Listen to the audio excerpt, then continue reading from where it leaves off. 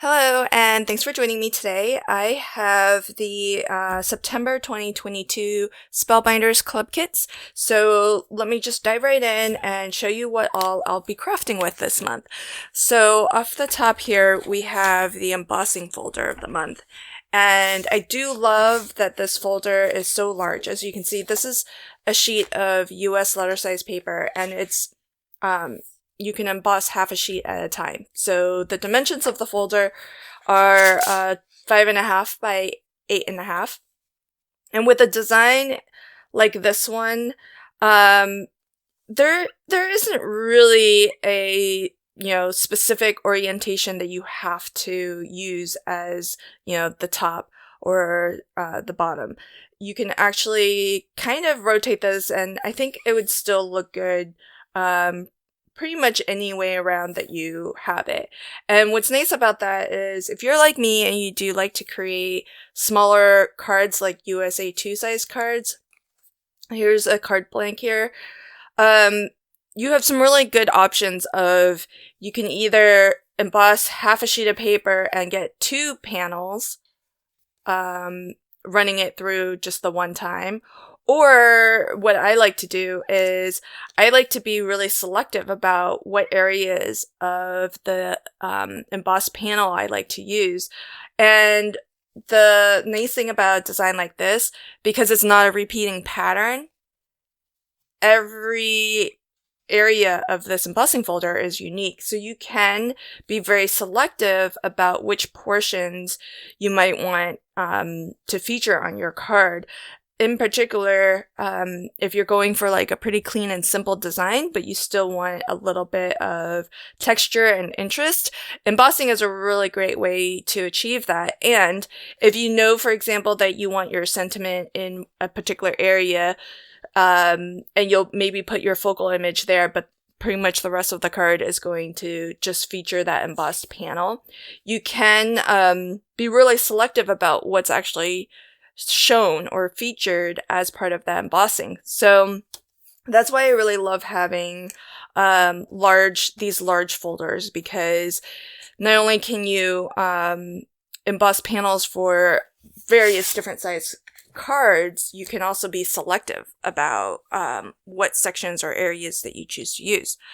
So the next is the clear stamp of the month, and we have a gnome and a little baby gnome, and the style of the gnome is really reminiscent of the gnome that we got, I think it was around Easter time, so it must have been the March box, or the March kit, where we had the optional little bunny ears that we could attach to the gnome. This sort of reminds me of him a little bit as well. So I'll have to see if the two are the same scale and can be featured on the same card. But this one is fall themed, so we have some really lovely fall little icons or graphics. So we've got what I presume to be a pumpkin spice latte. We've got the pumpkin, sunflowers, lots of little leaves, acorn, and a little pumpkin, as well as pumpkin pie. When I see little icons like that, the first thing I think of is to actually stamp out my own pattern paper or background pattern. So that might be something that I try first. So really lovely. I think that's a little mouse, kind of abstract. And then we get some sentiments as well. Be thankful for the little things. Thankful for my gnomies. Happy gnome giving. And this is a banner that says fall. So your options with the clear stamp of the month is that you can get just the stamp by itself, or as a separate kind of kit, you can get the stamp and coordinating dies. So we have the basically dies that will cut out all of the images, so everything but the 3 sentiments. So really lovely that. I always appreciate having coordinating dies because I'm not the best fussy cutter, so dies are very useful in my craft room. So then next we have the small die of the month, and these are just lovely. Look how large these are. They are all different types of leaves, and this one, for example, is 2 inches high by 1 3/4.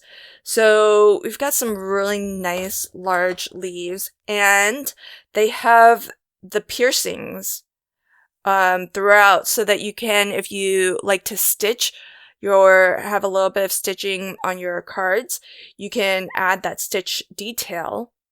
And the stitching basically kind of looks like the veins of the leaf. And if you are not into stitching, even die cutting these as they are would look wonderful. It's just very interesting, different kind of style or look to have that, the piercings in there. And the vein details, you can kind of, sort of see the lines there that connect the dots.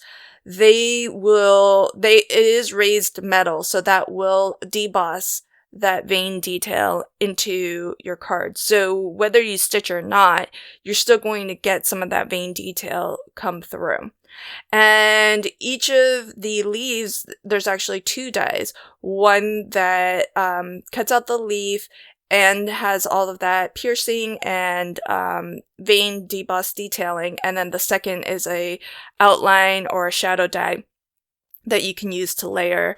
So you could imagine, maybe if you didn't want to do the stitching, to actually die cut a shadow or a background layer, and really have, that as a different color behind your leaf, so that through the piercings you see a different color come through, and that just brings a lot more, or at least a little bit more emphasis on that stitch detail or the piercing detail, and it just makes it kind of look really unique.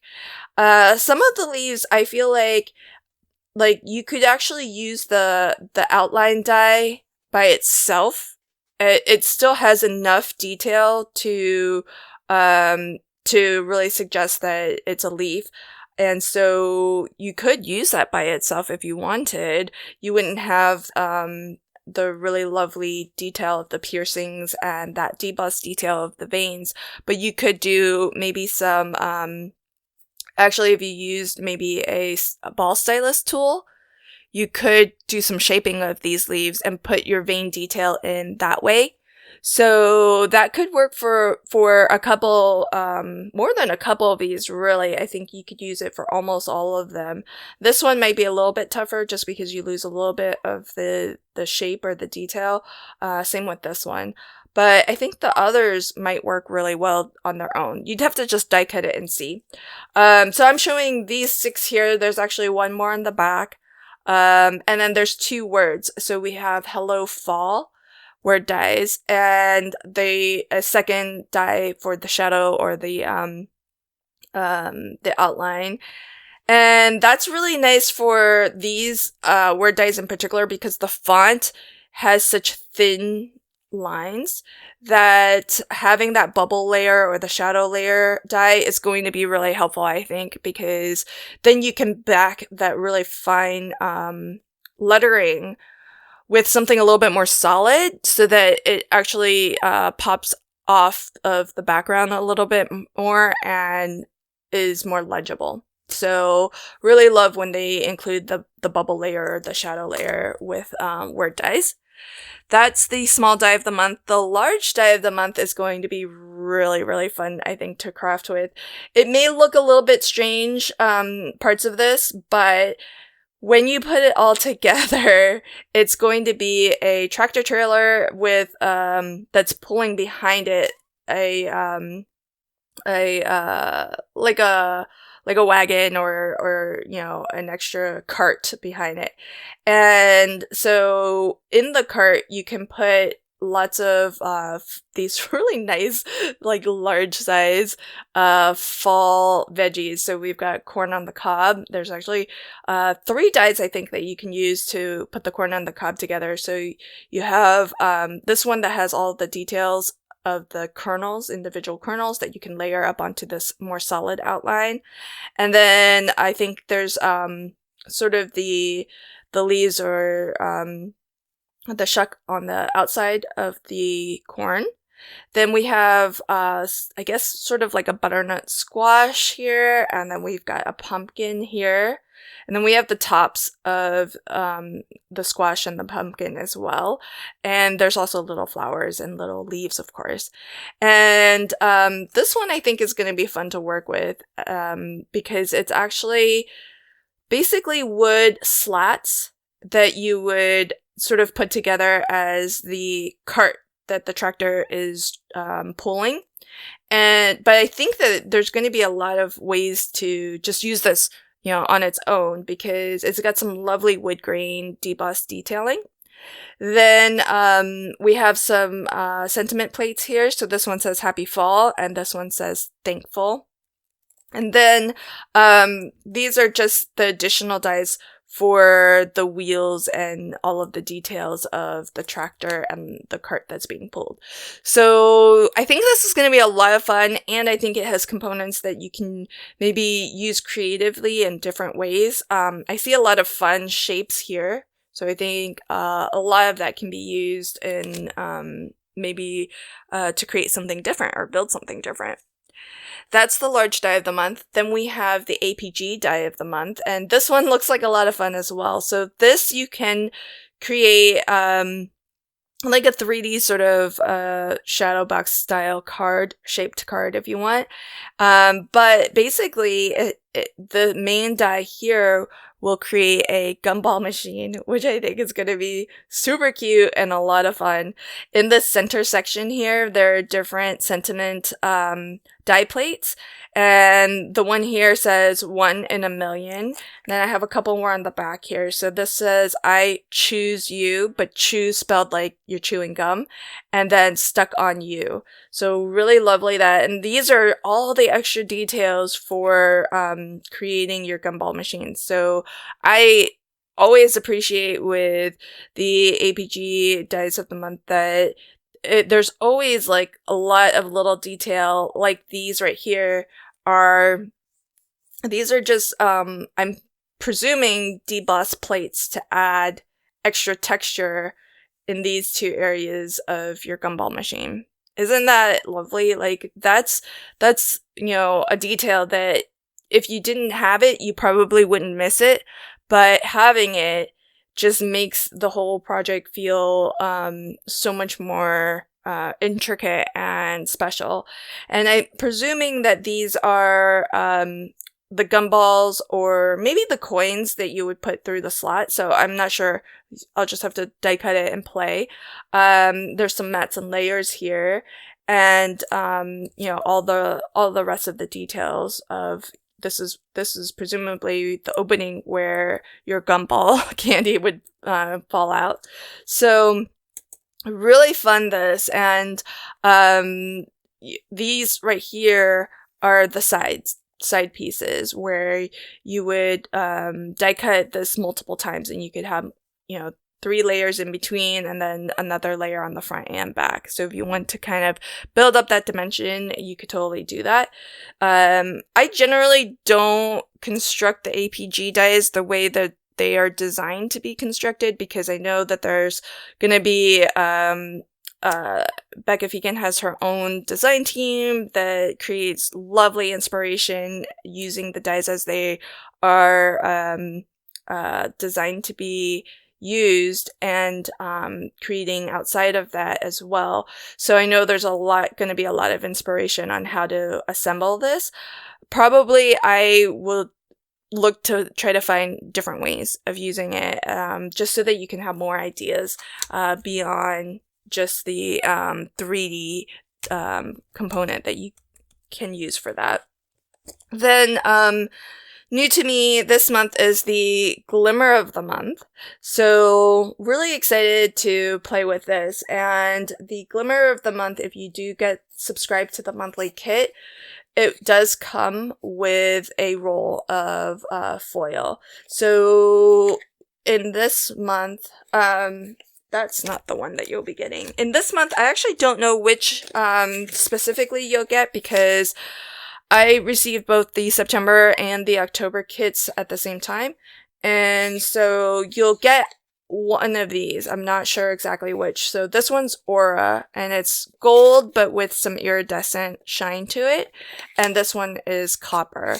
So with the Glimmer of the Month kits, you'll get one roll of foil. I just don't know which exactly you'll get in this month. But this one's really lovely. It does have a combination of glimmer plates and coordinating dies to cut them out, which, again, always appreciate a coordinating die. But you could just glimmer right onto your card panel and use the full panel. This may look a little bit strange, but I think the idea is that this is half of a design, and then you would rotate it and get another half that fills out that section there, leaving you this parallelogram or diamond opening where you can put your sentiment. So whether that's stamping a sentiment or using the glimmered sentiment that comes in this set. So this reads, I am thankful for all you do. That's really lovely. And so you have some options there. So so you can kind of even put a focal image inside that shape as well. And you do have the die to cut this out. So you can always kind of foil this as efficiently, as you can on your foil, and then die cut it. Or you can just foil it directly, rotate, and then foil a second time onto the same panel. Then we have two other glimmer plates, a little flower and a leaf here. And just looking at these, because I haven't glimmered them, but I'm actually wondering if these are the types of plates where when you go to die cut it, it actually doesn't leave a white border, but you have foil running all the way to the edge. I'm not 100% sure on it, but it feels like it seems like it has some really thick lines on the border. So I'm wondering if that's the case. It'll be interesting to see. And then for the dies, you do get a couple of extra dies that don't have coordinating foil plates. This one is just some foliage, and then these will cut out. You could use it as the center of the flowers or to layer up onto this foliage, those little flower buds at the ends there. So really lovely that's the Glimmer of the Month. And I can't wait to dive into all of the kits this month. I think there's going to be a lot of opportunity to kind of mix and match between them, and a lot of opportunity to kind of use them in different ways than they were created or designed to be used. When I do craft with these products, I'll be sure to link to that video at the end of this one, and also at the end of this video you'll find my Spellbinders playlist. So that's where you can find videos where I feature any kind of Spellbinders products, whether it's kits or other releases from their core collection. So thank you again for joining me today, and until next time, happy crafting and have a fantastic day. Bye!